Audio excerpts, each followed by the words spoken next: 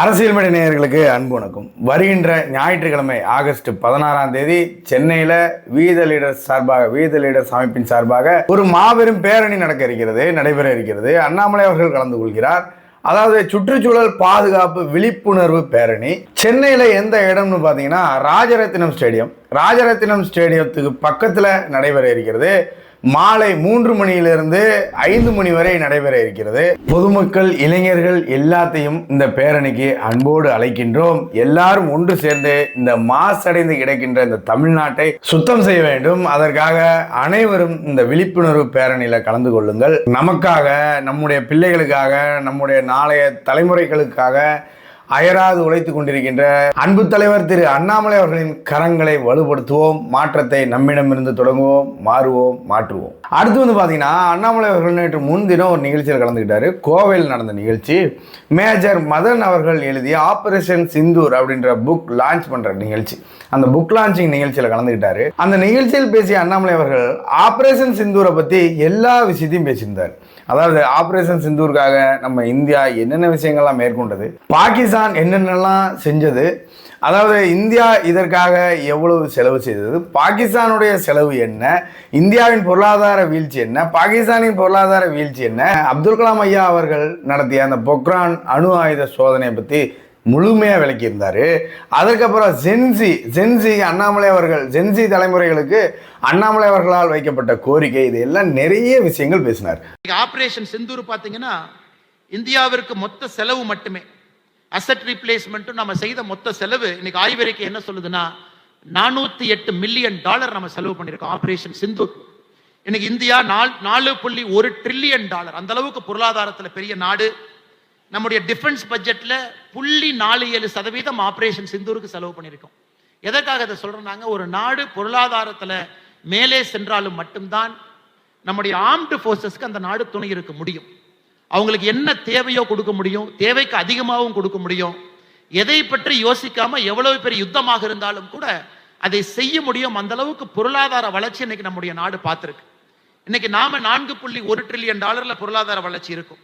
இதே பாகிஸ்தான் பார்த்தீங்கன்னா மொத்த பொருளாதாரம் எவ்வளோன்னு பார்த்தீங்கன்னா $375 பில்லியன். அது ரிலையன்ஸ் இண்டஸ்ட்ரீஸினுடைய மொத்த மார்க்கெட் கேபிட்டலைசேஷனோட அளவு தான் இன்னைக்கு பாகிஸ்தானுடைய மொத்த பொருளாதாரம். ஆனால் நமக்கும் பாகிஸ்தானுக்கும் எந்த ஒரு காரணத்திற்கும் ஒரு 25 பைசா நாணய காசும் 500 ரூபா நோட்டும் பக்கத்தில் வச்சதுக்கு சமந்தான். ஆனாலும் பாகிஸ்தான் இன்னைக்கு ஒரு தனி நாடு கிடையாது. ஆபரேஷன் சிந்தூரை பொறுத்தவரை பயன்படுத்தக்கூடிய விமானங்கள் சைனாவிலிருந்து வாங்குறாங்க, பயன்படுத்தக்கூடிய ட்ரோன்கள் டர்க்கியிலிருந்து வாங்குறாங்க.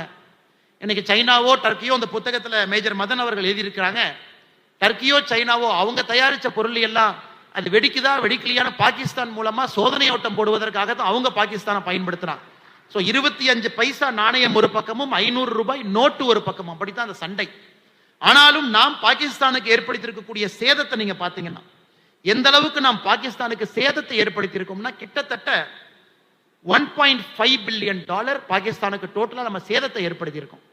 இன்றைய மதிப்பின்படி 14,500 கோடி ரூபாய் பாகிஸ்தானுக்கு ஏற்பட்டிருக்கக்கூடிய சேதம். அவங்களோட இன்ஃப்ராஸ்ட்ரக்சர் டேமேஜா இருக்கலாம், தளவாடங்கள் திரும்ப ரீப்ளேஸ்மெண்டா இருக்கலாம், ஃபைட்டர் ஜெட்ஸ் கீழே விழுந்ததா இருக்கலாம், அவங்களுடைய பேஸ் டேமேஜா இருக்கலாம். இந்தியாவுக்கான மொத்த செலவு $408 மில்லியன் என்று ஆய்வறிக்கை சொல்லுகிறது. பாகிஸ்தானுக்கான மொத்த செலவு $1.5 பில்லியன். எந்த அளவுக்கு நாம் வளர்ந்திருக்கிறோம் மேஜர் மதன்குமார் அவங்க சொல்றாங்க. ஆபரேஷன் சிந்தூரை பத்தி இதை விட விளக்கமாக தெளிவாக பேசும் ஒரு அரசியல் தலைவரை இங்க காட்டுங்க. இந்தியாவிலே கிடையாது. அவ்வளவு தெளிவா, அவ்வளவு சூப்பரா பேசியிருந்தாரு திரு அண்ணாமலை அவர்கள். அடுத்து பாத்தீங்கன்னா, இந்த தமிழ்நாட்டில் காவல்துறைக்காக குரல் கொடுக்கக்கூடிய அரசியல் தலைவர்கள் ரொம்பவே குறைவு. அரசு ஊழியர்கள் நினைத்தா போராடலாம், வீதிக்கு வந்து ஆசிரியர்கள் நினைத்தா போராடலாம், அரசு மருத்துவர்கள் நினைத்தா போராடலாம். ஆனால் காவல்துறையினர் எப்பவுமே அவங்களுக்காக போராடவோ வாதாடவோ முடியாது. எப்பவுமே அவங்களுடைய உரிமைகளுக்காக அவங்க போராடினதும் கிடையாது. எல்லா அரசு ஊழியர்களும் ஏதோ ஒரு சங்கத்தில் இருப்பாங்க, உறுப்பினராகவோ அல்லது ஏதோ ஒரு நிர்வாகியாவோ இருப்பாங்க, ஏதோ ஒரு பொறுப்புலையோ இருப்பாங்க. அந்த சங்கம் அவங்களுக்கு துணை நிற்கும். ஆனால் காவல்துறையினருக்கு அது கிடையாது. சங்கம் கூட கிடையாது அவங்களுக்கு. அப்படி இருக்கின்ற இந்த சூழ்நிலையில் அண்ணாமலை அவர்கள் காவல்துறையின் உரிமைகளுக்காக, காவல்துறையினரின் உரிமைகளுக்காக ஒரு ட்வீட்டை போட்டிருக்காரு. எத்தனை பேர் இதை கவனிச்சிங்கன்னு தெரியல. அதாவது அந்த 20% இடஒதுக்கீட்டுக்காக தமிழ் வழி கல்வியில் பயின்று காவலர்களாக வந்த அந்த காவலர்களுக்கு 20% முன்னுரிமை கொடுக்கப்பட வேண்டும் அப்படின்னு ஒரு ட்வீட்டை போட்டிருந்தார். உதவி ஆய்வாளர் பதவிக்கான ஆள் சேர்ப்பு என்பது நேரடி நியமனமாக மட்டுமே இருக்கிறது. 5 ஆண்டு காவலர்களாக பணியாற்றிய காவலர்களுக்கு துறை ஒதுக்கீட்டின் கீழ் 20% முன்னுரிமை வழங்கப்படுகிறது. ஆனால் அதே துறை ஒதுக்கீட்டின் கீழ் வழங்கப்படுகின்ற முன்னுரிமையில் தமிழ் வழி கல்வியில் பயின்று வந்த காவலர்களுக்கு PSTM சட்டத்தின்படி முன்னுரிமை வழங்கப்படவில்லை. அதனால் தாவேக அரசு விரைந்து இந்த நடவடிக்கை எடுக்க வேண்டும். காவலர்களுக்கு, தமிழகத்தில் உள்ள காவலர்களுக்கு அவர்களுக்கு உரிய உரிமையை மீட்டு தர வேண்டும். பணியில் சேர்ந்த பிறகும் இந்த தமிழ் வழி கல்வியில் பயின்ற அந்த முன்னுரிமை வழங்கப்பட வேண்டும் அப்படின்னு அண்ணாமலை அவர்கள் ஒரு ட்வீட்டை போட்டிருந்தார். காவலர்கள் எவ்வளோ கஷ்டப்படுறாங்க, எவ்வளோ அர்ப்பணிப்போட தன்னுடைய பணியை செய்கிறாங்க அப்படின்றதெல்லாம் காவல்துறையில் IPS-ஆக பணிபுரிஞ்ச திரு அண்ணாமலை அவர்களுக்கு மட்டுமே தெரிஞ்சிருக்க வாய்ப்பு இருக்கு. அண்ணாமலை அவர்கள் அரசியலுக்கு வந்ததுல இருந்தே அந்த காவல்துறை பணியையோ காவல்துறையினரையோ எந்த இடத்துலையுமே விட்டு கொடுத்ததே கிடையாது. எந்த இடத்துலையுமே விட்டு கொடுத்ததில்லை. இன்ன வரைக்கும் அவங்களுக்கு சப்போர்ட்டா அவங்களுடைய உரிமைகளையும் அவர்களுடைய அர்ப்பணிப்பையும் இந்த நாட்டு மக்களிடையே சொல்லிக்கொண்டே இருக்கிறார். போகும் இடமெல்லாம் சொல்லிக்கொண்டே இருக்கிறார் திரு அண்ணாமலை அவர்கள். எனக்கு தெரிந்து காவல்துறையின் உரிமைகளுக்காக முதல் குரல் முன்னாள் IPS அதிகாரியிடமிருந்து ஒலித்திருக்கிறது. அண்ணாமலை அவர்கள் இந்த அறிக்கையை நிறைய காவல்துறையினர், காவல்துறை அதிகாரிகள் வரவேற்றிருக்கிறார்கள். ஒன்றும் இல்லை, காவல் நிலையங்களுக்கு நீங்க போய் பாருங்களேன். அந்த காவல்துறையினர்களுக்கு என்ன வசதியெல்லாம் அந்த கவர்மெண்ட், முன்னாடி இருந்த கவர்மெண்ட்லாம் செஞ்சு கொடுத்துருக்காங்கன்னு ஒரு A4 சீட்டு கூட வாங்கி தரது இல்லைங்க. A4 சீட்டு கூட வாங்கி தரதில்ல. அப்புறம் எப்படிங்க அவங்க வேலை செய்வாங்க? தயவு செய்து தாவேக அரசு அவங்களுக்கு இந்த வசதிகள்லாம் செய்து கொடுக்கும் அப்படின்ற நம்பிக்கையில நம்ம எல்லாரும் குரல் கொடுத்து வருகிறோம். கண்டிப்பா இந்த அரசு செய்து கொடுக்கும் அப்படின்னு நம்புவோம். இல்லை என்றால் அரசுக்கு வலியுறுத்தி கொண்டே இருப்போம். அடுத்து பார்த்தீங்கன்னா ஒரு யதார்த்த உண்மையை நான் இப்போ சொல்ல போறேன். ஒரு பாமர மக்கள் தினமும் அனுபவித்து கொண்டிருக்கக்கூடிய இந்த இன்னல்கள் என்னன்னு பார்த்தீங்கன்னா, இந்த TVK கவர்மெண்ட் ஃபார்ம் ஆனதுலேருந்து, TVK ஆட்சி அமைந்ததுலேருந்து டெய்லி ஒரு 20 டைம்னாச்சும் கரண்ட் நிற்கும். ஒரு 10 நிமிஷம் கழிச்சு வரும், திருப்பி நிற்கும், ஒரு 10 நிமிஷம் கழிச்சு வரும், திருப்பி கட் ஆகும், ஒரு 10 நிமிஷம் கழிச்சு வரும். இதே தான் ரொட்டீனாக நடந்துகிட்டு இருக்கு TVK கவர்மெண்ட் ஃபார்ம் ஆனதுலேருந்து. உண்மையாக சொல்கிறேன், DMK ADMK பீரியட்ல கூட இந்த மாதிரி கரண்ட் நின்னது கிடையாது. போன திமுக ஆட்சியில் இப்படி நின்னது கிடையாது. அதற்கு முன்னாடி இருந்த அதிமுக ஆட்சியில் இப்படி நின்னது கிடையாது. இப்படி சும்மா ஒரு நாளைக்கு 20 தடவை 15 தடவை நின்றுச்சுன்னா அந்த எலக்ட்ரானிக் பொருள்லாம் என்னத்துக்கு ஆகும்? வீட்டில் வாங்கி வைத்திருக்கக்கூடிய எலக்ட்ரானிக் பொருள்லாம் என்னத்துக்கு சார் ஆகும்? அந்த பாமர மக்கள்லாம் அந்த எலக்ட்ரானிக் பொருட்களை ஒரு EMIல தான் வாங்கியிருப்பாங்க. மாதம் டியூ கட்டிக்கலான்றது மாதிரி தான் வாங்கியிருப்பாங்க. இப்படி கரண்ட் நின்று வந்ததுன்னா அந்த பொருள் எல்லாம் வீணாக போயிடும். நான் ஒன்று சொல்லிக்கிறேன், பாமர மக்களுக்கு ஒன்று சொல்லிக்கிறேன். என்னன்னு பார்த்தீங்கன்னா, தயவு செய்து இந்த TVK ஆட்சி முடியும் வரை நீங்கள் உங்கள் வீட்டில் எந்த ஒரு எலக்ட்ரானிக் பொருளும் வாங்காதீங்க. புதுசாக வாங்கவே வாங்காதீங்க. TV, fridge, mixie, washing machine, எதையுமே எலக்ட்ரானிக் பொருள் எதையுமே வாங்காதீங்க. வாங்கினீங்க அப்படின்னா இப்படி கரண்ட் கட்டாகி வந்ததுன்னா அவ்வளோதான், உங்களோட பொருள் ஒன்றுத்துக்கும் இல்லாமல் போயிடும். தூக்கி குப்பையில் போட வேண்டியதான். அதனால தான் சொல்கிறேன், TVK ஆட்சி முடிகிற வரைக்கும் எந்த ஒரு பொருளையும் புதுசாக வாங்காதீங்க, எலக்ட்ரானிக் பொருளை வாங்காதீங்க. அடுத்து பார்த்தீங்கன்னா வீத லீடர்ஸ் அமைப்பினுடைய அந்த நிகழ்ச்சிகள் இந்த மாவட்ட தலைநகரங்களில் நடக்கிறது இயல்பு. சரிங்களா? எல்லாரும் சொல்கிறது என்னென்னா, அண்ணாமலை அவர்களுக்கு படித்தவர்கள் நிறையா வராங்க, அவங்களாம் அந்த டவுனில் இருக்கவங்களாம் நிறைய விழிப்புணர்வாக வராங்க, அவங்களாம் அந்த நிகழ்ச்சி பண்ணுவாங்க அப்படின்னு நிறைய இடத்துல, இப்போ திருச்செந்தூராக இருக்கட்டும், தூத்துக்குடியாக இருக்கட்டும், அல்லது பொள்ளாச்சியாக இருக்கட்டும், இந்த மாதிரி ஒரு மெயின் சிட்டியில் அந்த நிகழ்ச்சி நடக்கிறது இயல்பு. அப்படி தான் நினச்சிட்டு இருக்காங்க. இந்த மெயின் சிட்டியில் இருக்கவங்கலாம் அண்ணாமலை கூட கை கோர்த்துருக்காங்க, அண்ணாமலை அவர்களுடைய அந்த இயக்கத்தில் சேர்ந்துருக்காங்க அப்படின்னு தான் நினைக்கிறாங்க. ஆனால் அதுதான் கிடையாது. உள்ள இருக்க ஒரு கிராமத்துல கூட வீத லீடர்ஸ் அமைப்பினுடைய அந்த நிகழ்ச்சிகள் நடந்து கொண்டு தான் இருக்கிறது. கிராமங்களில் கூட வீத லீடர்ஸ் அமைப்பு ரொம்ப ஸ்ட்ராங்கா வேரூன்ற ஆரம்பித்திருக்கிறது. அதற்கு உதாரணமா ஒன்று சொல்றேன் கேளுங்க. திருச்சி மாவட்டம் முசிறி வட்டம் மகாதேவின்ற ஒரு கிராமத்துல பொதுமக்கள் எல்லாம் சேர்ந்து வீத லீடர்ஸ் அமைப்போட சேர்ந்து 100 மரக்கன்றுகள் நட்டிருக்காங்க. 100 மரக்கன்றுகள் நடப்பட்டு நட்டதோடு இல்லைங்க, அதற்கு தண்ணீர் வசதி ஏற்பாட்டோட பைப்பெல்லாம் போட்டு அந்த செடிகளுக்கு சுற்றிலும் அந்த ஆடு கீடு எதுவும் சாப்பிட்றாம இருக்கிறதுக்கு சுற்றிலும் வேலி மாதிரி அமைச்சு சூப்பராக பண்ணியிருக்காங்க. 100 கன்றுகள் நட்டிருக்காங்க.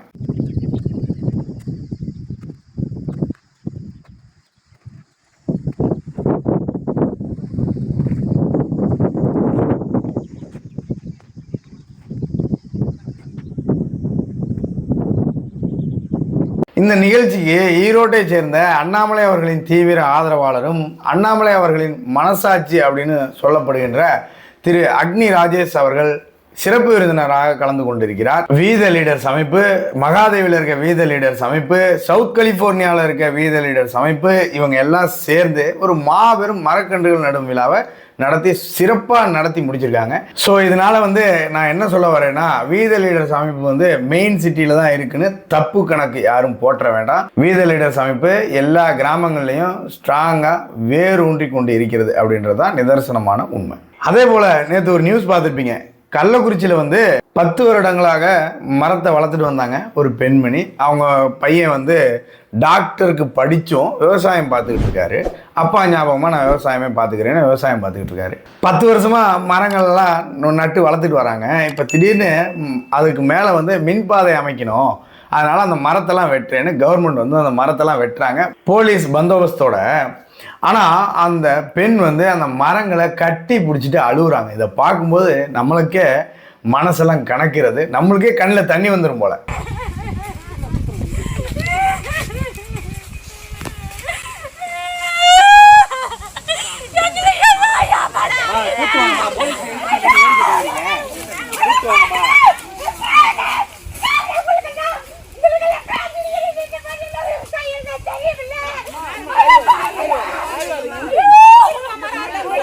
இந்த அளவுக்கு ஒரு மரக்கன்றுக்காக அழுகுறாங்க அப்படின்னா அவங்க எப்படி வளர்த்துருப்பாங்க? தன் பிள்ளைகளை போல அந்த மரங்களை வளர்த்துருப்பாங்க. இதை பார்த்த அண்ணாமலை அவர்கள் ஒன்றும் சும்மா இல்லைங்க, உடனே அந்த வீட்டிற்கே மரக்கன்றுகளை அனுப்பியிருக்கிறார். உடனே தன்னார்வலர்களை கூப்பிட்டு தன்னார்வலர்கள் மூலம் வீத லீடர்ஸ் அமைப்பு மூலம் அந்த பெண்மணியின் வீட்டிற்கே மரக்கன்றுகளை அனுப்பி வைத்திருக்கிறார் திரு அண்ணாமலை அவர்கள். அனுப்பி வைத்தது மட்டுமல்லாமல் எந்த இடத்தில் அந்த மரங்கள்லாம் வெட்டினாங்களோ அதே இடத்துல அந்த மரக்கன்றுகளை அந்த பெண்மணி கையாலேயே நட்டு வைக்க சொல்லி மரக்கன்றுகளை அனுப்பி நட்டு வைத்திருக்கிறார்கள்.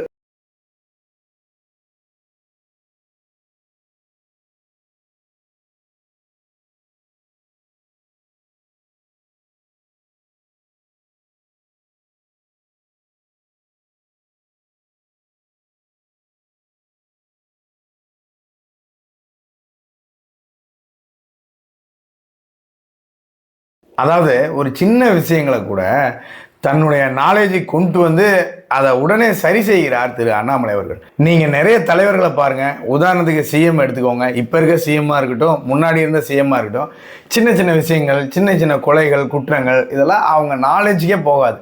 அப்படியே மிதப்பாக வருவாங்க நம்ம சிஎம் அப்படின்னு அவங்க நாலேஜுக்கே கொண்டு போக மாட்டாங்க. அப்படியே மிதப்பாக வருவாங்க போவாங்க.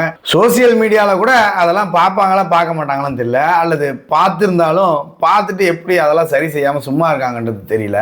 அப்படியே மிதப்பாக போயிட்டு வந்துகிட்டு இருக்கின்ற தலைவர்கள் இருக்கும் இந்த நாட்டில் இந்த சின்ன விஷயத்தை கூட அண்ணாமலை அவர்கள் தன்னுடைய நாலேஜை கொண்டு அதை உடனே சரி செய்கிறார். எப்படிப்பட்ட தலைவர் நம்மளுக்கு கிடைச்சிருக்காரு, தமிழ்நாட்டுக்கு கிடைச்சிருக்காரு. இவரை முதலமைச்சர் ஆக்காம வேற யாரை நம்ம முதலமைச்சர் ஆக்குறது? அடுத்து பார்த்தீங்கன்னா பிஜேபி டிஎம்கே கூட்டணி. நான் முன்னாடியே சொல்லியிருந்தேன், பிஜேபி டிஎம்கே கூட்டணி பேச்சுவார்த்தை போயிட்டு இருக்குன்னு சொல்லியிருந்தேன். எல்லாம் கரைமுறைன்னு கத்துனா கமெண்ட் செக்ஷன்ல பிஜேபி ஆதரவாளர்கள், பிஜேபி நிர்வாகிகள், டிஎம்கே நிர்வாகிகள் எல்லாம் கரைமுறைன்னு கத்துனா. இப்போ வானதி சீனிவாசன் அவர்கள் பிரஸ் மீட்ல சொன்னோன்னே ஆமாப்பா பேச்சுவார்த்தை போயிட்டு தான் இருக்கு போல, கூட்டணி உறுதியாயிரும் போல அப்படின்னு இப்ப நினைக்கிறான். ஒவ்வொரு முறையும் அதே இதை திரும்பி சொல்லிக்கிட்டே இருக்காரு. பிஜேபியும் திமுகவும் நெருங்கி இருக்காங்க. அதான் அரசியல நண்பர்கள் இல்ல, நிரந்தர எதிரிகளும் இல்ல, அவ்வளவுதானே. உடனே டைரக்டா சொல்லுவாங்களா ஆமா கூட்டணி அமைக்க போறோம்னு சொல்லுவாங்களா? அப்படி சொல்ல மாட்டாங்க. ஃபர்ஸ்ட் இன்டைரக்டா தான் சொல்லுவாங்க. அதுக்கப்புறம் கூட்டணி அமைந்த பிறகு கூட்டணி அமைந்தா என்ன தப்பு, கூட்டணி வச்சா என்ன தப்பு, ஏற்கனவே கூட்டணியில் தானே இருந்தோம், ஏற்கனவே பிஜேபி டிஎம்கே கூட்டணி வச்சிருந்தோமே, இப்போ திருப்பி அதே கூட்டணி அமைந்திருக்கிறது அப்படின்னு சொல்லிட்டு போயிடுவாங்க. சார், இவங்களுக்கு கீழே இருக்க தொண்டர்களை பற்றிலாம் இவங்களுக்கு கவலையே கிடையாது. இவங்க 4 பேர் 5-6 பேர் மட்டும் எம்எல்ஏ ஆகிக்கணும். அதற்காக ஏடிஎம்கே டிஎம்கே மட்டும் இல்லை, காங்கிரஸ் கூட இவங்க கூட்டணி வச்சுக்குவாங்க. அதாவது பிஜேபி வேற வழி இல்லை தமிழ்நாட்டில். ஏன்னா ஏடிஎம்கே முடிஞ்சு போச்சு, எல்லாரும் டிவிகேக்கு போயிட்டாங்க. அங்கே எடப்பாடி பழனிசாமி அவர்கள் மட்டும்தான் இருக்கார், மற்ற யாருமே இல்லை, எல்லாம் டிவிகேக்கு போயிட்டாங்க. இன்னொரு பக்கம் டிஎம்கேக்கு வேற வழி இல்லை, கூட்டணியில் யாருமே இல்லை, எல்லாம் டிவிகே பக்கம் போயிட்டாங்க. இப்போ இந்த 2 கட்சிக்கு வேற வழியே கிடையாது, இந்த 2 கட்சி தான் கூட்டணி வச்சாகணும். ஆனால் இதில் என்ன ஒன்றுனா, இவ்வளோ நாள் பிஜேபியும் டிஎம்கேவும் பாம்பும் கீரியுமா அடிச்சுக்கிட்டு, நாயா பேயா அடிச்சுக்கிட்டு இருந்துட்டு, திடீர்னு பிஜேபி கொடியை பிடிச்சிட்டு கூட்டணி கட்சிகள் நிற்கக்கூடிய இடத்துல பிஜேபி கொடியை பிடிச்சிட்டு போய் உதயசூரனுக்கு ஓட்டு போடுங்கம்மா அப்படின்னு கேட்குற பிஜேபி நிர்வாகியும், திமுக கொடியை பிடிச்சிட்டு போய் தாமரை சின்னத்துக்கு ஓட்டு போட்டுருக்குமா அப்படின்னு கேட்குற டிஎம்கே நிர்வாகியும் மக்கள் ஒரு செருப்பை வாயில கவ்வ கொடுத்து இன்னொரு செருப்பில் அடிக்க போகிறது நிச்சயம். நல்ல வேளை இதெல்லாம் முன்னாடியே தெரிஞ்சுட்டு தான் அண்ணாமலை அவர்கள் வெளியில் வந்துட்டார் போல.